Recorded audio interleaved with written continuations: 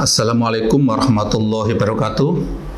Pemirsa, ketemu lagi dengan saya Ahmad Zaini dari N3 TV.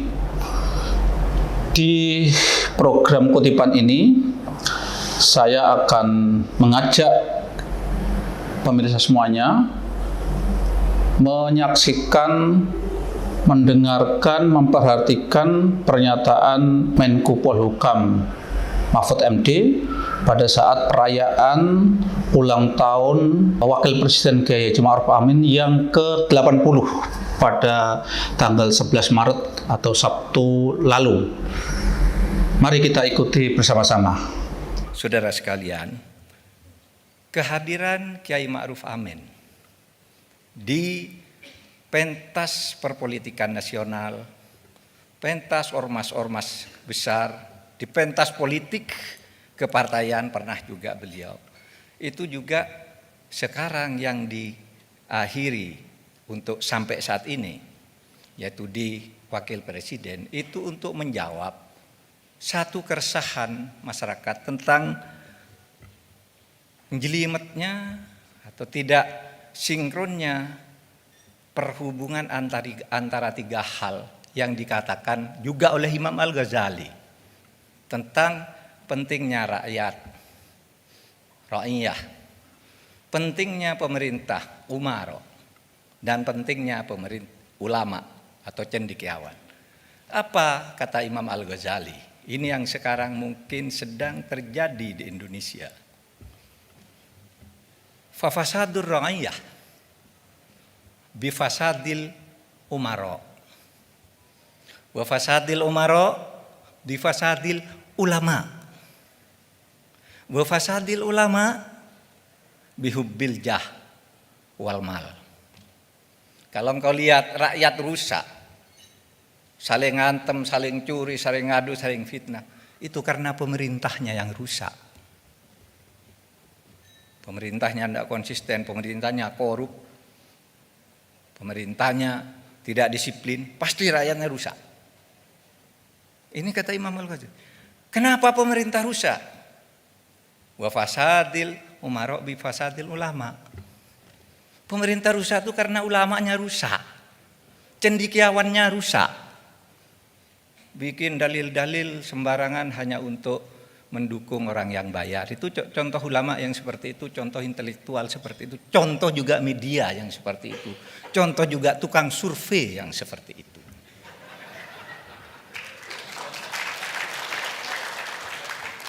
Kenapa ulama, cendekiawan, tukang survei, ilmuwan, profesor kok suka membuat pemerintah rusak dengan saran-saran yang sangat destruktif terhadap kehidupan berbangsa dan negara? Kata Imam Al-Ghazali, bihubbil mal wal jah.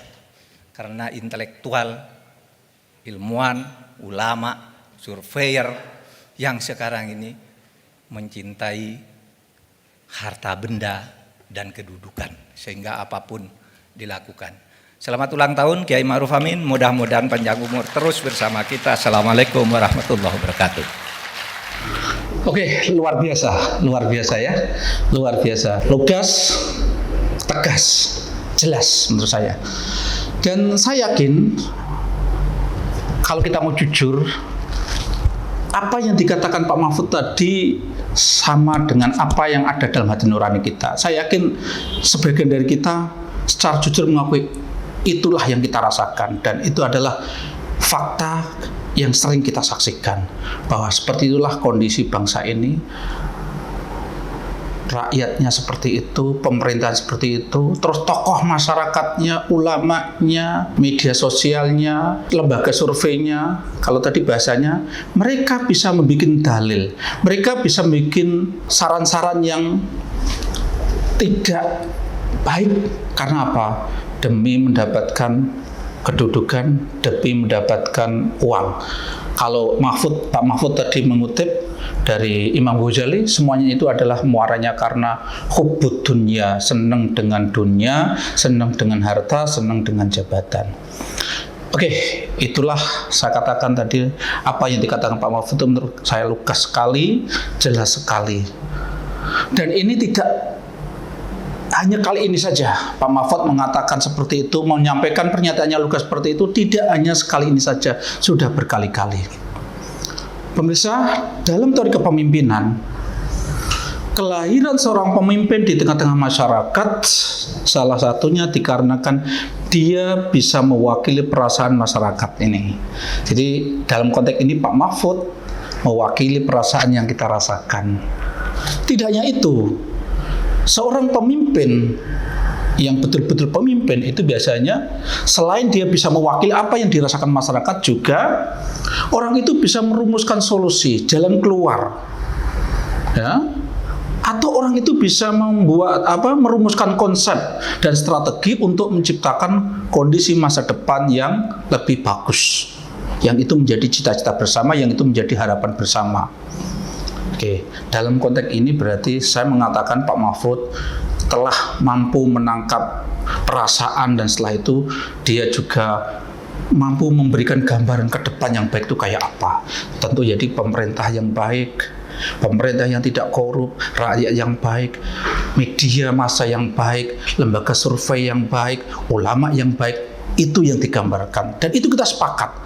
Apa yang dikatakan Pak Mahfud adalah menjadi keinginan kita bersama.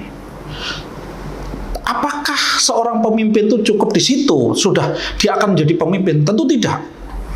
Itu hanya konsep, ya. Yang kemudian adalah, yang penting lagi adalah, apakah orang itu punya rekam jejak yang baik? Apakah orang itu termasuk hanya orang yang bisa ngomong tapi tidak bisa melaksanakan? Atau orang itu hanya bisa berteori tapi tidak bisa mengaplikasikan teorinya itu? Disinilah titik, menurut saya disinilah titik krusialnya. Dan Pak Mahfud menurut saya sudah melewati masa itu. Karena kalau kita melihat rekam jejak Pak Mahfud masa lalu, kita sudah bisa melihat bahwa Pak Mahfud bukan orang yang sekedar berteori. Kita ingat betul ketika ada masalah-masalah besar di Republik ini, Pak Mahfud biasanya sering tampil di tengah-tengah itu, memberikan solusi. Dari dulu ketika beliau menjadi ketua MK, Pak Mahfud tampil pada waktu itu ketika ada kasus yang sangat ramai pada waktu itu adalah kasus cicak dan buaya. Pak Mahfud tampil menyelamatkan pada waktu itu, kita anggap menyelamatkan. Kemudian dalam kasus Sambo, di saat semua gelap gulita, di saat seakan-akan ada skenario yang membuat kita sendiri itu menjadi kesulitan memahami, Pak Mahfud mencoba tampil dengan berbagai langkahnya sehingga kasus Sambo itu terungkap dan kita mudah memahami. Sampai akhirnya kasus itu terungkap apa yang semestinya terjadi. Skenario-skenario untuk memanipulasi itu terbongkar dan sekarang sudah masuk di meja hijau. Sekarang yang terbaru adalah kasus transaksi 300 triliun di lingkungan Departemen Keuangan yang dinilai tidak jelas. Ya, ini belum selesai persoalannya, masih kita tunggu. Tapi artinya, cara bicara yang lugas, cara bicara yang jelas, cara bicara yang tidak sama dengan pada umumnya pejabat, itu sudah berkali-kali dilakukan oleh Pak Mahfud. Artinya kita bukan melihat satu kali saja. Dan Pak Mahfud konsisten untuk akhirnya mengungkap kasus itu. Memang saya sadar betul, di antara kita ada yang tidak sepakat, ya. Namanya wajar saja, pro kontra.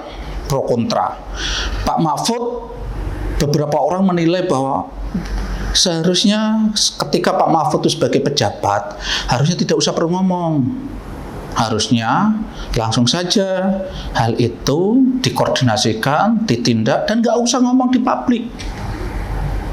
Oke, saya sepakat itu. Cuma kita juga harus mendengarkan penjelasan Pak Mahfud mengapa dia melakukan itu. Dia mengatakan itu sengaja diungkapkan karena biar masyarakat tahu. Setelah masyarakat tahu, diharapkan ada desakan dari publik, desakan dari masyarakat, sehingga aparat mau tidak mau akan mengikuti, akan melaksanakan, akan memecahkan atau akan menangani kasus itu. Karena kenyataannya pemirsa, ya, banyak kasus yang kadang pemimpinnya itu mau menyelesaikan belum tentu ditunjang atau didukung oleh aparat di bawahnya. Ini kita harus tahu. Sehingga Pak Mahfud berkali-kali mengatakan itu hanya strategi. Kalau itu tidak dibutuhkan mungkin tidak perlu seperti itu. Itu dilakukan untuk strategi agar apa? Ada pressure dari rakyat, ada pressure dari masyarakat agar aparat itu mau melangkah, mau bertindak.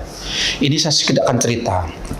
Pada tahun 2000-an, pada periode pemerintahan Gus Dur, saya kebetulan masih bekerja di sebuah media besar. Saya ditugaskan di istana. Saya setiap hari tugas di istana. Saya sedikit tahu banyak hal tentang dinamika yang ada di istana. Ada beberapa kasus yang Gus Dur sebagai presiden itu menginginkan menyelesaikan masalah itu, ingin menangani masalah itu. Contoh misal kasus korupsi, saya nggak perlu menyebutkan kasusnya pada waktu itu. Tapi ketika Gus Dur menginginkan itu diungkap, apa yang terjadi? Aparat bukannya mengikuti perintah keinginan presiden, tapi justru membocorkan itu. Akhirnya apa? Kasus itu tidak terungkap. Artinya pengalaman-pengalaman ini bisa jadi pelajaran bagi Pak Mahfud untuk melakukan apa yang sekarang dilakukan itu. Lagi-lagi itu adalah strategi. Dan nyatanya kita saksikan banyak strategi itu membawakan hasil. Oke, jadi seperti itu menurut saya, Pak Bersa. Intinya sampai saat ini saya masih melihat Pak Mahfud adalah salah satu negarawan, salah satu pemimpin di Republik ini yang masih patut untuk kita banggakan, masih patut untuk kita anggap sebagai pemimpin. Ya, yang lain juga ada, tapi paling tidak salah satu. Maka dari itu menurut saya ini pendapat pribadi. Saya ulang lagi, ini pendapat pribadi. Saya terus terang ketika kita sekarang sedang bingung mencari pemimpin masa depan bangsa ini untuk menggantikan Pak Jokowi di 2024 nanti. Nah, menurut saya dengan track record seperti ini, dengan rekam jejak seperti ini, harusnya Pak Mahfud menjadi salah satu orang yang kita pertimbangkan untuk kita pilih. Partai-partai politik yang saat ini mewakili masyarakat dalam menentukan pemimpin harusnya menjadikan Pak Mahfud menjadi salah satu kandidat, salah satu alternatif untuk dipilih. Tentu semua ada kelemahan, kelebihannya, tapi saya melihat di antara sekian itu Pak Mahfud punya potensi, punya kelebihan untuk kita pilih. Sekali lagi, itu pendapat pribadi, jenengan bisa setuju, bisa tidak. Cukup sekian. Assalamualaikum warahmatullahi wabarakatuh.